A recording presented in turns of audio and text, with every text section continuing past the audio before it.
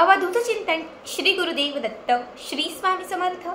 नमस्कार भक्तांनो, बघा 10 दिवसांवरती दिवाळी आलेली आहे। खरं तर प्रत्येक वर्षी नवरात्रीचे 9 दिवस संपले की दसरा येतो। दसरा संपल्यानंतर कोजागिरी पौर्णिमा आणि जशी ही पौर्णिमा समाप्त होते तसे प्रत्येकाला वेध लागतात, ते म्हणजे दिवाळीचे। दिवाळीचा सण हा संपूर्ण देशभर मोठ्या उत्साहाने साजरा केला जातो। बघा, या दिवाळीच्या सणात आपण लक्ष्मी पूजन करतो, धनांची पूजा करतो, धनाची पूजा करतो, भावबीज करतो म्हणजे भावाचं औक्षण करतो।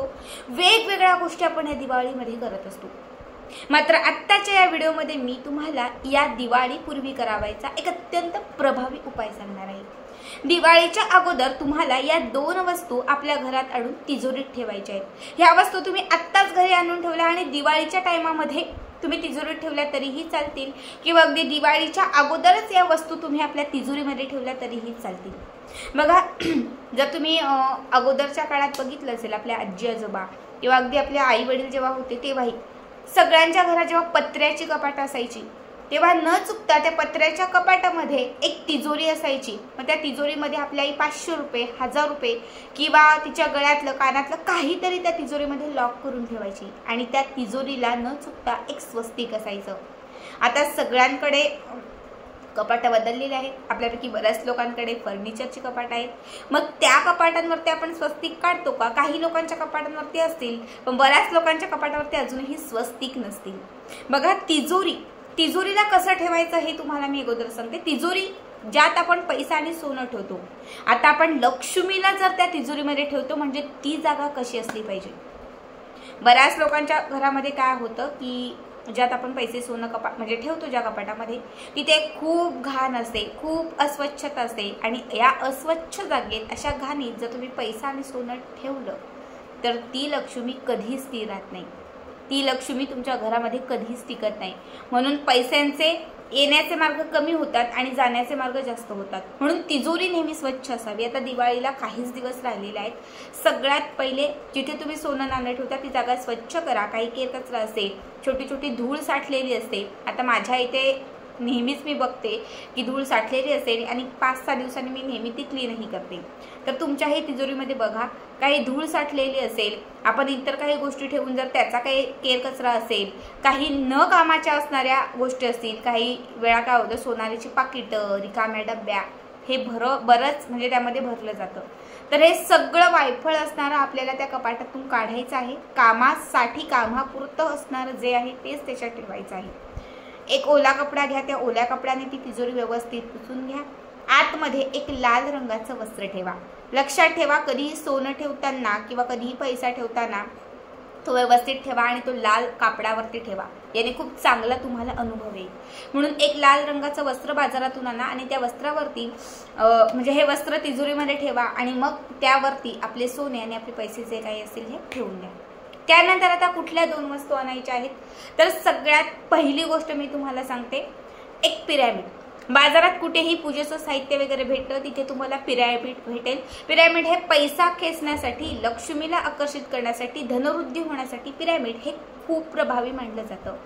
पिरॅमिड आणि त्यानंतर कुबेर पोटली, दोनही गोष्टी बाजारामध्ये आता अवेलेबल आहेत, विकत मिळतात। तर तुम्ही तिथून कुबेर पोटली किंवा पिरॅमिड या दोनही गोष्टी घेऊ शकता आणि ह्या तुम्ही तिजोरीमध्ये ठेवू शकता। त्यानंतर तुम्हाला सांगते घरगुती उपाय। सगळ्यात पहिला उपाय जो आहे तो म्हणजे आपल्याला एक काळ्या रंगाचं वस्त्र घ्यायचं आहे। बघा, काळ्या रंगाचं एक छोटंसं कापड आणि त्याच्यावरती तुम्हाला बदाम ठेवायचे आहेत। टरफल ज्याला असतात बघा, म्हणजे जे बदाम आपण फोडतो, जे बदाम आपण खातो बघा, आतमध्ये जे म्हणजे शिरा वगैरे करून हे करतो ते बदाम नाही, तर पूजा साहित्यामध्ये आपण जे बदाम वापरतो हे टरफला सकट असणारे 7 बदाम तुम्हाला त्या काळ्या रंगाच्या कापडावरती ठेवायचे आहेत आणि त्या बदामांच्या सोबत तुम्हाला एक गुंजभर सोनं ठेवायचं आहे। हातात असणारी अंगठी ठेवा, एखादं कानातलं ठेवा, नाकातली चमकी ठेवा, गळ्यातला एखादा मणी असेल तो ठेवा, कुठलीही गोष्ट चालेल, फक्त सोन्याची एक गोष्ट तुम्हाला त्या बदामांसोबत तुम्हाला काळ्या रंगाच्या त्या वस्त्रावरती ठेवायच्या आहेत। त्या कापडाला घट्ट गाठ मारायची आहे। तयार केलेली पोटली आपल्या तिजोरीत ठेवायची आहे। याने धनहानी कमी होईल, दारिद्र्य नष्ट होत जाईल, घरातील गरिबी कुठेतरी हटत जाईल आणि तुमच्या घरामध्ये चहूबाजूने पैशांचा ओघ वाढत राहील. त्याच्यानंतर दुसरा उपाय सांगते बघा. आता हे जे दोनही उपाय तुम्हाला सांगितलेले आहेत हे लाल किताबमधले प्रभावी उपाय आहेत.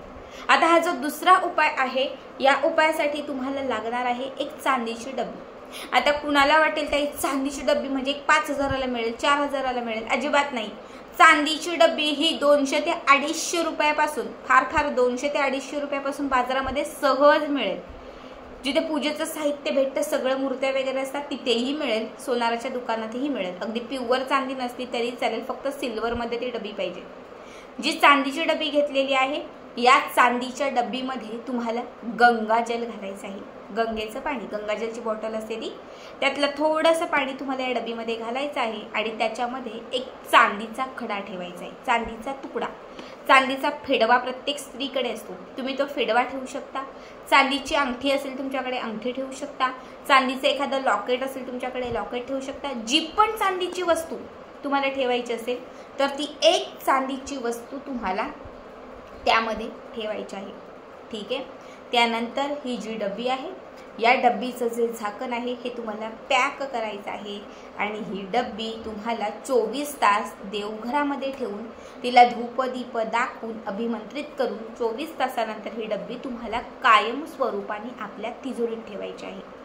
याने नेहमी तुमच्या घराकडे लक्ष्मी आकर्षित राहील, नेहमी माता लक्ष्मी तुमच्या घराकडे प्रसन्न राहील, धनाची आवक ही नेहमी तुमच्याकडे वाढत जाईल, घरामध्ये असणारी गरिबी कुठेतरी कमी होत जाईल, तुमच्या मनातील प्रत्येक इच्छा ही पूर्ण होईल आणि अगदी तुमच्या घरामध्ये कायमस्वरूपी माता लक्ष्मीचा वास राहील.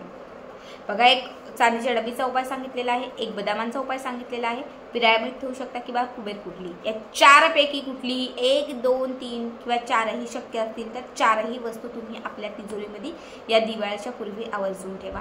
दिवाळीमध्ये ठेवल्या तरीही चालतील, नाही तर आता साफसफाई केली की त्यानंतर लगेचच या वस्तू आणून आपल्या तिजोरीमध्ये ठेवा. कुठल्याही दिवसाचं बंधन नाही, काहीच नाही, कुठल्याही दिवशी तुम्ही ठेवू शकता. अत्यंत साध्या सोप्या गोष्टी आहेत, नक्की करा.